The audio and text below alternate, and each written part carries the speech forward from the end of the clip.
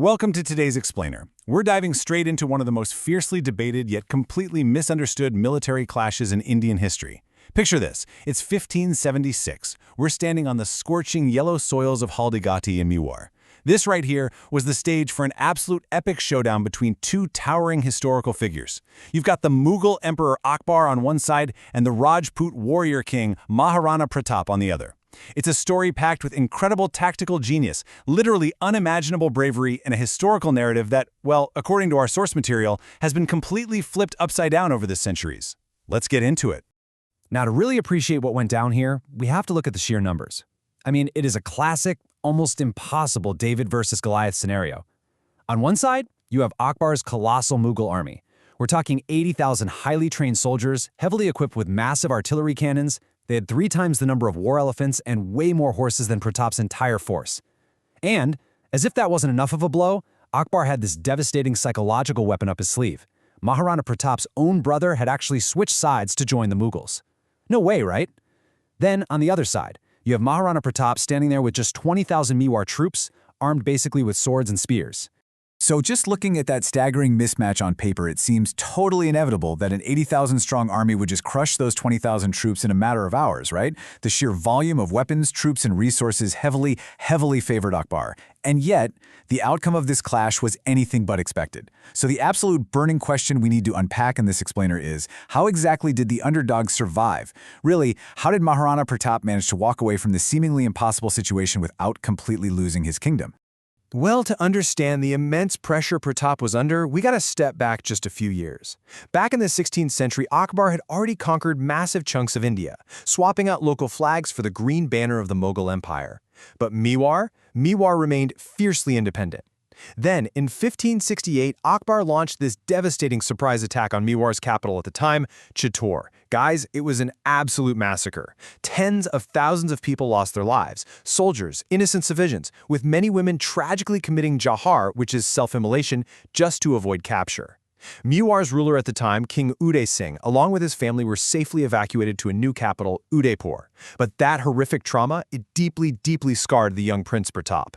So, when his father died shortly after, Pratap took the throne, inheriting a kingdom that was severely wounded, but as we'll see, entirely unbroken in spirit. Now, what's super fascinating here is why Akbar was so obsessively fixated on this one relatively small kingdom. It wasn't just some ego trip, it was all about economics. Mewar was a vital geographic choke point. It sat right smack in the middle of the trade route connecting the Mughal capital up in Delhi to the incredibly lucrative trading ports down in Gujarat. At that time, anyone trying to get their goods down to those ports had to pass directly through Mewar's territory. And you better believe Mewar took full advantage of this, slapping massive taxes on Akbar's trade caravans. So for Akbar, conquering Mewar wasn't just a side quest, it was an absolute financial necessity to secure his wealth and his trade lines. But, Akbar was a pragmatist. He knew that wars, even the ones you end up winning, are incredibly costly, both in terms of money and human lives. So he actually tried the diplomatic route first. Akbar sent an astonishing 8 different diplomats to negotiate with Maharana Pratap. We're talking highly respected figures here, like Todar Mal and Man Singh. According to the historical accounts detailed in our source, Akbar was so desperate to secure this trade route that he offered Pratap literally half of India in exchange for his submission to Mughal rule. Let that sink in for a second. Half of India. But Pratap, he flat out refused. His kingdom's sovereignty was simply not for sale. At that point, Akbar's immense frustration finally boiled over, and he realized war was pretty much the only option left on the table. Okay, so how do you fight an enemy that's 4 times your size? Well, you don't fight them on their terms. You force them to fight on yours. Pratap brilliantly neutralized every single one of Akbar's advantages. He knew exactly what Akbar's strengths were: a massive army, heavy cannons, overwhelming force. But Pratap had incredible foresight. Long before the war was formally declared, he saw it coming based on those failed negotiations, and he started planning. He neutralized the 80,000 soldiers by choosing a bottleneck pass. He neutralized the heavy cannons because the terrain he picked was simply too rugged for them to roll through. And, against an enemy fighting on completely unfamiliar ground, Pratap formed a genius alliance with the local Bhil tribe, leveraging their unparalleled, intimate knowledge of the local geography. And that brings us to the absolute centerpiece of this entire strategy, Haldighati itself. See, Haldighati wasn't just some wide-open field. It was a treacherous, incredibly narrow mountain pass. The yellow soil there, which actually gives the pass its name, translating to Turmeric Valley, was totally unforgiving. But the absolutely crucial point here is that this pass was so narrow, only a few men could physically squeeze through at a time. So think about it. It didn't matter if Akbar had 80,000 troops or 800,000 troops. By forcing the Mughals to march through this tiny, restricted geographic funnel, Pratap essentially leveled the playing field overnight. He broke that massive, terrifying army down into small, highly manageable fractions. The execution of this strategy, it was an absolute masterclass. Step 1, he lured the Mughal forces directly into this claustrophobic pass.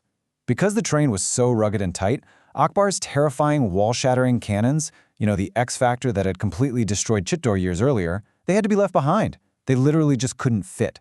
Step 2, Pratap utilized the high ground. He positioned his fiercely loyal Bill archers high up on the rocky ridges of the valley. So as the Mughal soldiers are struggling single file through the scorching heat of the pass below, the Bill archers are just raining arrows down upon them from above, all while feeding Pratap real-time intelligence about exactly where the enemy was moving. It's like a giant trap snapping shut. This tactical meat grinder raged on for hours, eventually leading to this visceral, almost cinematic climax right in the thick of the battle. Maharana Pratap, mounted on his legendary and fiercely loyal horse, Chetak, comes charging right through the chaos, and suddenly, he's face-to-face with the supreme commander of the Mughal forces, Man Singh. But Man Singh wasn't just sitting on a horse, he was riding high atop a massive war elephant.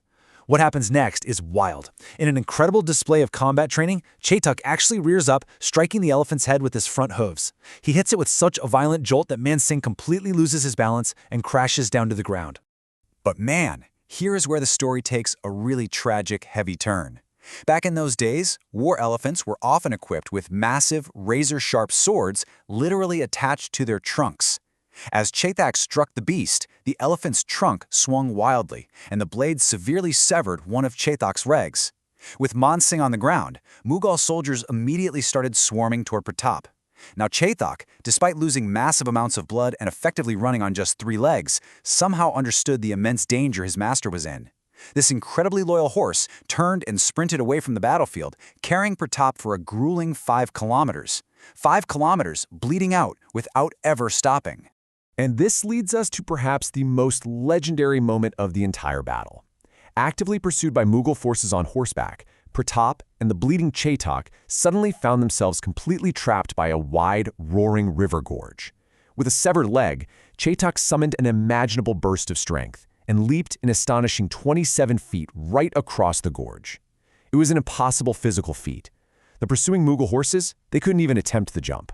Chetak carried Maharana Pratap safely to the other side, lowered him gently to the ground, and finally, having saved his king, he took his very last breath. Now, because Pratap technically left the immediate battlefield of Haldighati, a very specific historical narrative was born out of this. According to the sources we're exploring today, modern textbooks often frame this event as a definitive loss. They almost skeptically claim that Pratap just lost patience, lost control, cowardly fled the battlefield, and essentially allowed Akbar to conquer Mewar. But our source material aggressively pushes back on this interpretation. It highlights a cold, analytical reality. In warfare, a victory isn't actually secured until you kill the king or capture the state. Pratap's exit wasn't an act of cowardice. Our sources argue it was a brilliant tactical retreat that successfully ensured the survival of the entire Mewar leadership. And, the proof of this tactical success is really in the aftermath. Think about it. Stepping away from that specific battlefield allowed Pratap to regroup deep in the jungles. From there, he absolutely did not surrender. Instead, he waged a relentless, grinding guerrilla warfare campaign against the Mughal forces for the next 20 years. He completely thwarted Mughal expansion into the heart of Mewar. The resistance was so fierce and so unyielding that eventually, despite his massive empire and endless resources, Emperor Akbar simply gave up trying to conquer it. For 2 whole decades, Pratap's flag continued to fly proudly over his territory. So why the huge discrepancy? Why do some textbooks call a 20-year successful resistance a cowardly defeat? Our source concludes with this really powerful sentiment. History is often written by politicians, not historians. The analysis presented here suggests that over the years, as different political governments have taken power, the narrative around Maharana Pratap has been continually altered. It gets shaped to fit specific political agendas, rather than actually reflecting the hard, tactical realities on the ground. Realities that the local people of Mewar, by the way, still remember and celebrate today. It's a fascinating academic perspective, isn't it? It really makes you question the lens through which we view our own past. If a brilliantly executed geographical defense and a successful 20-year resistance can somehow be reduced to a simple footnote of "he fled," just by shifting political winds, it leaves us with one final, provocative question for you to ponder today. What other forgotten historical truths and incredible tactical masterstrokes are currently hidden by modern political narratives? Definitely something to think about. Thank you so much for joining me for this explainer, and keep learning.